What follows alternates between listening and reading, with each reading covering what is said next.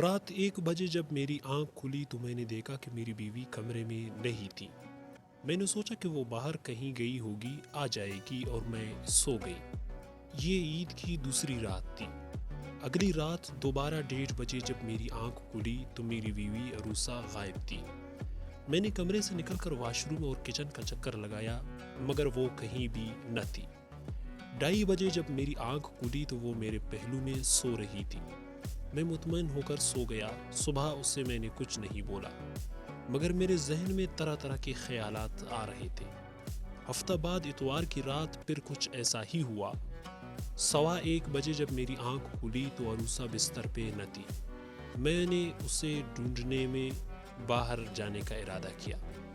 پہلے کچن اور پھر واش روم کا چکر لگایا مگر وہ کہیں بھی نہیں تھی۔ جب میں واپس کمرہ آیا تو وہ واپس آ چکی تھی۔ کہنے لگی، جانم کہاں تھے تم؟ میں نے کہا، بھوک لگی تھی، کچن سے ہو کر آیا ہوں۔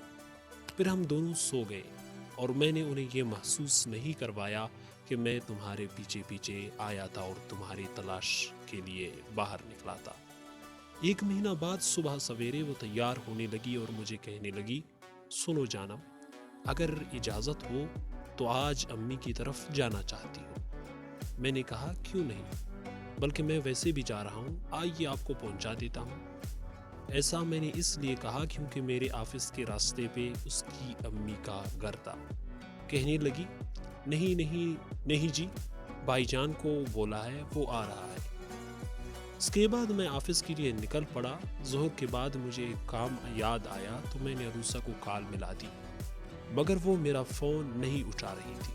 پھر میں نے ان کے گھر کا نمبر ملا دیا تو ان کی چھوٹی بہن عروبہ نے فون اٹھا لیا۔ الگ کے بعد میں نے ان کو کہا، عروسہ کہاں ہے؟ آپ لوگوں کی طرف نکلی تھی، اب فون نہیں اٹھا رہی۔ عروبہ کہنے لگی، زہے نصیب، لیکن بھائی جان عروسہ یہاں تو نہیں آئی ہے۔ میں نے کہا، اچھا وہاں نہیں آئی ہے تو شاید اپنی سہیلی کے ہاں گئی ہوگی، اور میں نے فون کاٹ دی۔ عصر کے بعد وہ گھر واپس آ گئی۔ میں نے انہیں کہا، امی کیسی تھی؟ سب خیریت سے تھے؟ کہنے لگی، نہیں جی، امی کے گھر جانا نہیں ہوا۔ وہ گلشن والی سیدہ ہے نا میری سہیلی، اس کے ساتھ شاپنگ اور پھر ان کے گھر جانا ہوا۔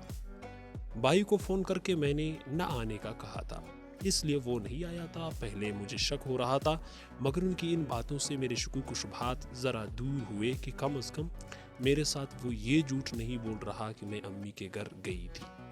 اس رات اتنی ہی گپ شپ پہ گزارا کر کے میں سو گیا مگر بعد میں جن حیرت انگیز باتوں کا مجھے پتہ چلا انہوں نے مجھے ہلا کر رکھ دیا۔ اس قسط میں اتنا ہی کافی ہے۔ آگے کی کہانی آگے آنے والی ویڈیوز میں جاننے کے لیے چینل کو سبسکرائب کیجیے تاکہ بر وقت کہانی دیکھ سکو اور ویڈیو دیکھ سکو۔ شکریہ۔